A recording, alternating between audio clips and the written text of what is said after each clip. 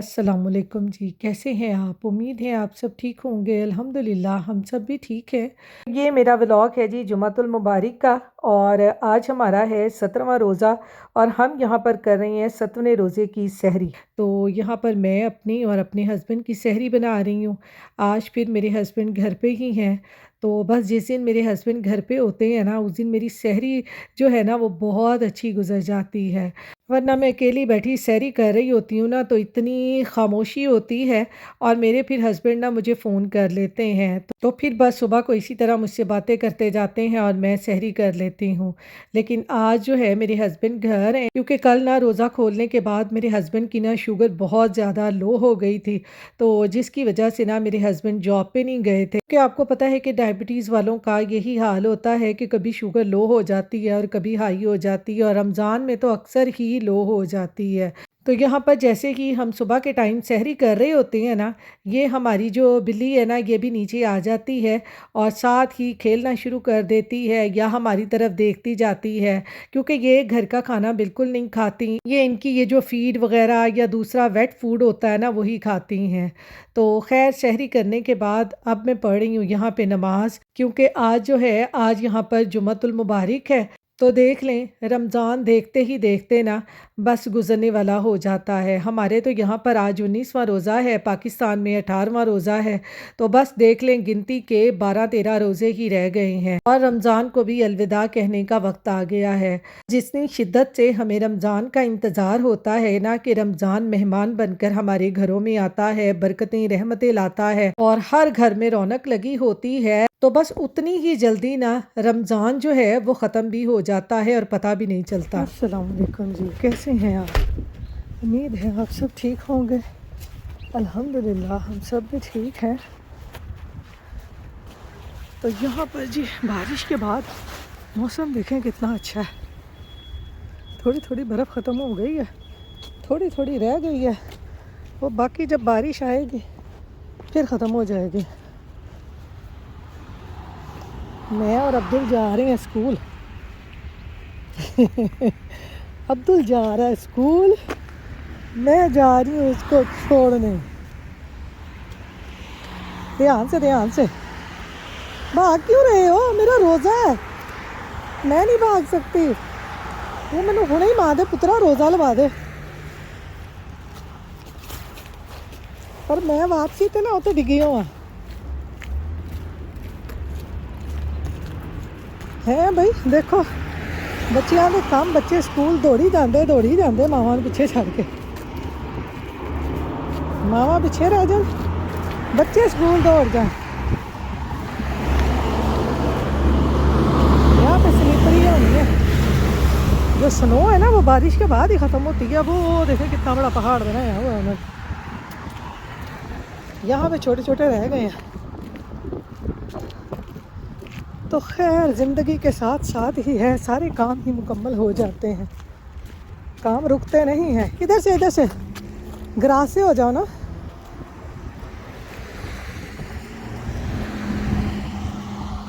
मैंने ना पानी के पैर रखने होंगे है ताकि गिले हों। आज यहाँ पे है जी फ्राइडे, आज है हमारा यहाँ पे 17वां रोज़ा। 17 रोज़े, बाकी 13 रोज़े रह गए या 12 रोज़े रह गए, इतना अभी कुछ पता नहीं है। जिन्हें भी होंगे रखने तो है ना, बस अल्लाह मियाँ कबूल फरमाए। अपनी तरफ से तो हर चीज़ की पूरी कोशिश करते हैं, अल्लाह पे तवक्कल करके, बस बाकी अल्लाह ताला की सुपुर्द कर देते हैं। अल्लाह ताला ने कबूल करने हैं, बस वो जो भी हमारे हक़ में बेहतर हो वो करे और हम सब बहन भाइयों की इबादतों को, रोज़ों को कबूल फरमाए। आज जुमातुल मुबारक है। आपने भी मेरी पूरी फैमिली के लिए दुआ करनी है कि अल्लाह ताला हम सब पे रहमत करे, सबको अपने हिफ्ज़ ईमान में रखे। जो लोग बेचारे जंग में मुब्तला हैं, जिन पे आजमाइश का वक्त है, अल्लाह ताला उनकी आजमाइश को दूर करे और सब मुसलमान। ओए इधर से नहीं जाना, उधर से चलो। है देखो पानी का छप्पड़ लगा हुआ, सबको अपने हिफ्ज़ ईमान में रखे, सब पे अपनी रहमत करे। आमीन सुम आमीन।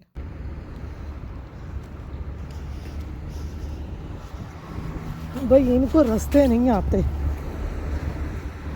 चलो जैसे इनकी मर्जी।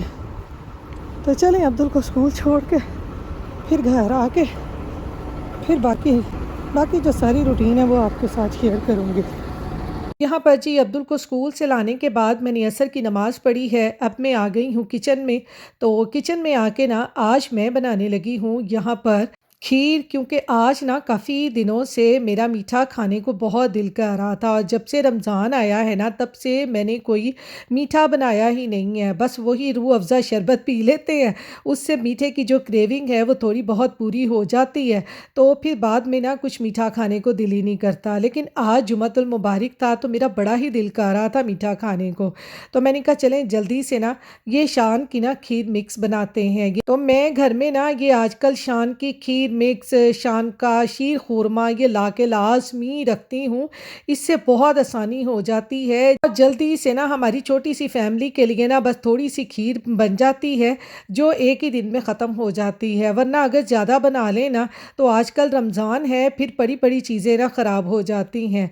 तो इसलिए ना मैं आजकल बस थोड़ी थोड़ी सी चीज़ें बनाती हूँ। तो यहाँ पर ये देखें, ये मैंने 5 कप दूध को बॉईल होने के लिए रखा था। तो दूध हमारा अच्छी तरह से बॉईल हो गया है। अब इसमें हम डाल देंगे ये अपनी शान की खीर मिक्स और इसको अच्छी तरह से पका लेंगे। ये बहुत मज़े की खीर बन जाती है। और फिर आपको पता है कि आजकल रमज़ान में ना इफ्तारी के बाद कोई ठंडी ठंडी चीज़ खाने को तो लाजमी दिल करता है। तो फिर इस तरह की या खीर हो या कस्टर्ड बना लेना तो फिर बहुत ही आसानी हो जाती है। मैं तो कभी कभार ना, अब कारवल हमारे पास है तो मैं वहाँ से अपने लिए ना आइसक्रीम ले आती हूँ। जब मैं अब्दुल को स्कूल लेने के लिए जाती हूँ तो फिर मैं ला के फ्रीज़र में रख देती हूँ। जब रोज़ा खुलता है तो फिर मैं अपनी थोड़ी सी क्रेविंग पूरी कर लेती हूँ। वैसे तो ये खीर मिक्स जो है ना अफ्तार पार्टीज़ के लिए बहुत ही ज़बरदस्त है कि घर में अफ्तार पार्टी हो ना या कोई भी दावत हो तो इस तरह से खीर मिक्स ला के घर पे ज़रूर रखें और ये आधे पौने घंटे में ना खीर बनके तैयार हो जाती है। तो यहाँ पर ये देखें खीर हमारी जो है ना बिल्कुल तैयार हो गई है। अब इसको डाल दूँगी मैं बाउल में और फिर इसको थोड़ा सा रूम टेम्परेचर पे आने के बाद ना फ्रिज में रख दूँगी और फिर ना अफ्तारी के बाद मज़े से खाऊंगी। तो यहाँ पर ये देखें शान की कितनी मज़ेदार खीर मिक्स जो है ना हमारी बनके तैयार हो गई है। आप भी ये बना के देखें। देखें जी अब्दुल्ला स्कूल से क्या लेके आया। टोपी चाहिए थी किसी ने, है देखो ज़रा बच्चियों ने खेला है देखो। अब्दुल स्कूल से लेके आया। ये लो अपनी टोपी, ये लो। ये देखें इसमें से आवाज़ें भी आती हैं।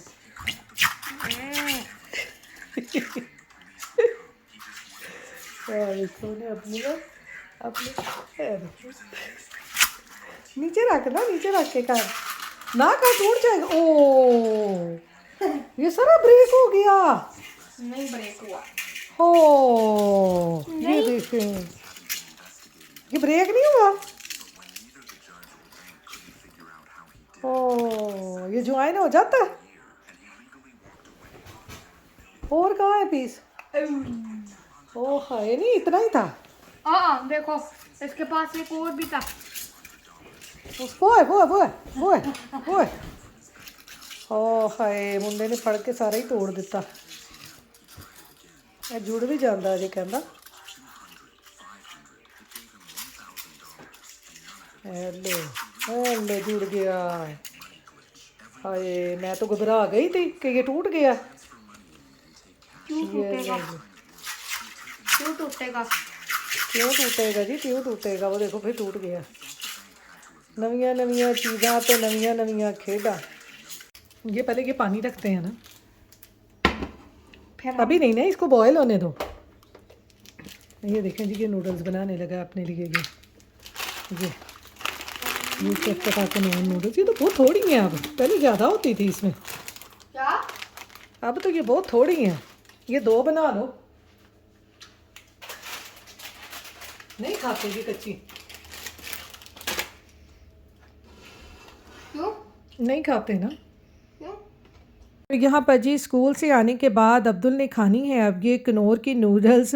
अब हमारे तो रोज़े हैं भाई, बच्चे क्या करें, बच्चों को तो भूख लगती है, बच्चों को भी खाना बना के देना पड़ता है, साथ साथ अफ्तारी की तैयारी भी करनी पड़ती मैंने है। उसके अंदर पकड़ना तो हम ये नहीं अभी डालना, ये मैं अभी मसाला बनाती हूँ ना, अभी डालना, अभी मसाले में डालना है। तो यहाँ पर नूडल्स को मैंने रख दिया है बॉईल होने के लिए और दूसरी तरफ मैं पैन में जल्दी से बनाने लगी हूँ इसका मसाला, क्योंकि अब्दुल ना पहले ये सूप की तरह नूडल्स बना के खा लेता था, लेकिन अब्दुल को जब से मैंने इस तरह से ये मसाला नूडल्स बना के दी है ना, अब्दुल को इतनी पसंद आई हैं कि अब्दुल ना अब कहता है कि मैंने उसका सूप बना के नहीं खाना, मैंने इसी तरह से खानी है। तो मसाला नूडल्स बनाने के लिए ना पैन में मैंने थोड़ा सा ऑयल डालकर इसमें मैंने लहसुन को ब्राउन कर लिया है और यहाँ पर ना मैं साथ साथ ही अपनी इफ्तारी की तैयारी कर रही थी, तो लहसुन मेरा ज़्यादा ही ब्राउन हो गया था। तो बस आपको पता है कि जल्दी जल्दी में बस ऐसे ही काम होते हैं। तो खैर यहाँ पर लहसुन को थोड़ा सा ब्राउन करने के बाद इसमें मैंने थोड़ी सी केचप डाल दी थी, साथ ही साथ इसमें मैंने हल्के हल्के से स्पाइसेस डाले थे और साथ मैंने ये सिरका और सोया सॉस डाल दी थी और इनको बस मिक्स करके ना फिर हमने इसमें नूडल्स डाल देनी है।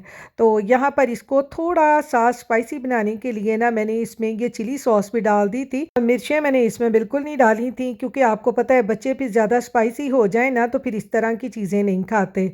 और ये जो कनौर का मसाला होता है ना नूडल्स का, ये मैंने हाफ़ पैकेट इसमें डाल दिया था, ज़्यादा नहीं डाला था, क्योंकि मैंने दूसरे स्पाइसेस भी इसमें हल्के हल्के डाले थे। तो यहाँ पर नूडल्स के लिए मसाला हमारा तैयार हो गया था और दूसरी तरफ जो मैंने बॉईल होने के लिए नूडल्स रखी थी उनका पानी ड्रेन करके इस तरह से जो मसाला हमने बनाया है उसमें ऐड कर देंगे और इनको अच्छी तरह से मिक्स कर लेंगे। ये बहुत मज़े की नूडल्स बनती हैं। वैसे भी अगर घर में कोई इस तरह की चटपटी चीज़ खाने को दिल करे ना तो मैं तो अक्सर औकात ना यही बना के खा लेती हूँ। तो यहाँ पर ये देखें अब्दुल के लिए ना जो मसाला नूडल्स हैं ना वो तैयार हो चुकी हैं। इतनी मज़े की बनी है ना, हल्का हल्का सा इनमें मसाला होता है और जो हम नूडल्स का मसाला इसमें डालते हैं उससे ये खट्टी खट्टी सी हो जाती हैं, तो बच्चों को ये बहुत पसंद आती हैं। ये ले लो, ये देखो ये ऐसी बनी है।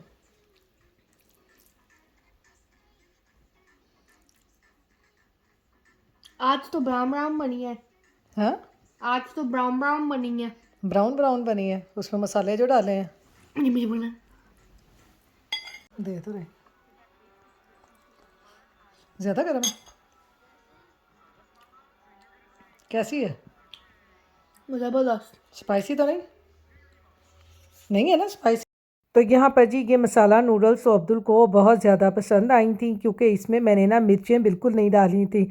अगर मैंने इसमें मिर्चें डाली होती ना तो अब्दुल ने बिल्कुल भी नहीं खानी थी।